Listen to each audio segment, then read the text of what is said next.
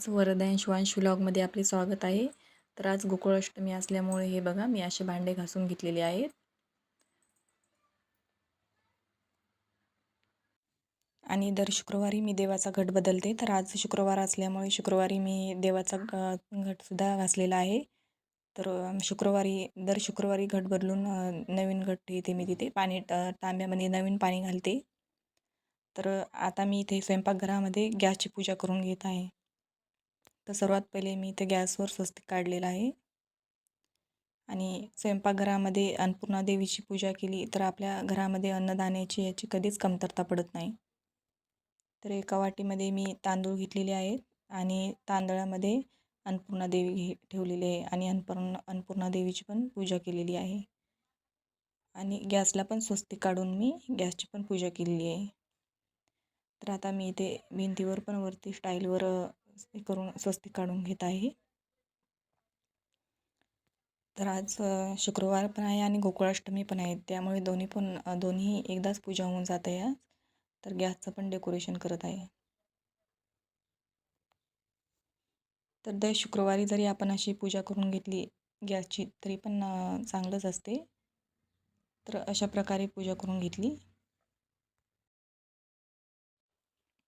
इथे मी उंबरठ्याला हळदीचे लेपन करून घेतलेले आहे. तर हळदीचे लेपन हे दर गुरुवारी किंवा प्रत्येक अमावस्याला किंवा शुक्रवारी पण करू शकतो आपण. उंबरठा लेपन केल्याने घरात सर्व शुभ कार्य होतात. हळद ही अँटीऑक्सिडंट असते, त्यामुळे घरात येणारी निगेटिव्ह एनर्जीला थांबवते आणि घरात सकारात्मक ऊर्जा येते, सुख शांती येते आणि लक्ष्मी प्राप्त होते. तर आता मी इथे कृष्णाची पूर्ण पूजा आणि डेकोरेशन हे सर्व तुम्हाला दाखवणार आहे, कसं केलं आणि कसं केली मी कृष्णाची पूजा हे मला नक्की कमेंटमध्ये सांगा.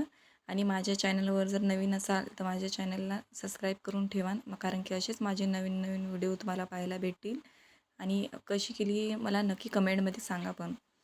तर मी इथे आधी कृष्णाला पाण्याने स्नान करून घेत आहे आणि नंतर पंचामृताने अभिषेक पण करून घेतला आहे.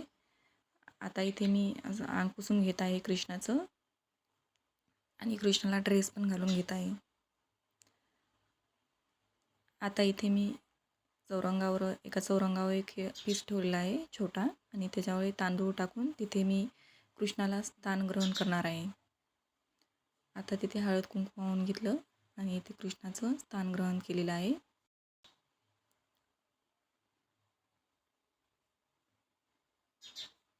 तर बघा कशी बसलीत आता माझी काना चौरंगावर, खूप छान दिसत आहेत. आणि आता वरतून हार पण घालत आहे. आता मी इथे फुलाचं डेकोरेशन करून घेत आहे. तर तुम्हाला माहीतच आहे की कृष्ण जन्माष्टमीला सर्वजण किती छान डेकोरेशन ते करतात. सर्वजण किती उत्साहात कृष्ण जन्माष्टमी साजरा करून घेतात. तर तुम्ही पण कसं हे करून घेतलं ते मला नक्की सांगा. तर श्रीकृष्ण जन्माष्टमी हा आपल्या भारताचा एक महत्त्वाचा सण आहे. हा आपण या सणाला गोकुळाष्टमी असेही म्हणतात. तर भगवान श्रीकृष्णाचा जन्म या दिवशी झाला होता हे तर सर्वांनाच माहीत आहे. त्यामुळेच आपण ही कृष्ण जन्माष्टमी साजरी करतो. तर भगवान श्रीकृष्ण हे माता देवकी व पिता वासुदेव यांचे 8वे पुत्र होते. आणि भगवान श्रीकृष्ण हे भगवान विष्णूचे अवतारातील 8वा पूर्ण अवतार आहे. या दिवशी संपूर्ण भारतातील श्रीकृष्णाची मंदिरे सजवली जातात. आणि श्रीकृष्ण जन्माष्टमी हे मथुरेत पण साजरी केली जाते खूप उत्सवात, थाटामाटात. आणि अयोध्येत पण खूप थाटामाटात आणि उत्साहात साजरी केली जाते. तर या दिवशी कृष्णाची आरती आणि भजन यांचे गायन केले जाते. तर तुमच्याकडं पण करतात का श्रीकृष्णाचे भजन? तर आमच्या इकडे रात्री 12 वाजेपर्यंत श्रीकृष्णाचे भजन आणि हे करतात आणि संध्याकाळी 12 वाजेनंतर उपवास सोडतात. तर तुमच्याकडे पण असंच आरती भजने गातात की नाही नक्की सांगा. हा सण आपला आनंदाचा आणि उत्साहाचा संदेश पण देतो.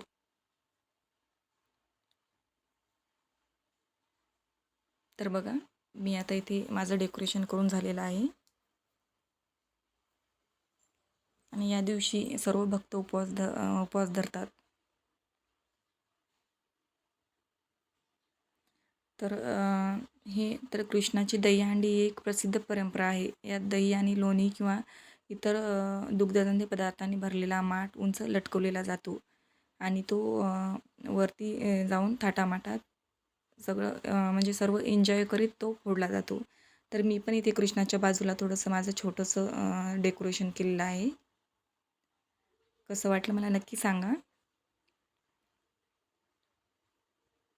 ज्याप्रमाणे बालकृष्णाचे लहानपणी लोणी चोरण्याचा खेळ होता, त्याचप्रमाणे तरुण मुलांचे गट मानवी मनोरे बनवून माठ फोडतात. हा विशेषतः महाराष्ट्रात मोठ्या उत्साहात साजरा करतात. तर हा पाहण्यासाठी पण खूप लोक मोठ्या परंपरेने खूप गर्दी करतात. ही दहीहंडीची परंपरा कृष्णाच्या खेळकर स्वभावाशी आणि दुग्धजन्य पदार्थावरील प्रेमांशी जोडलेली आहे.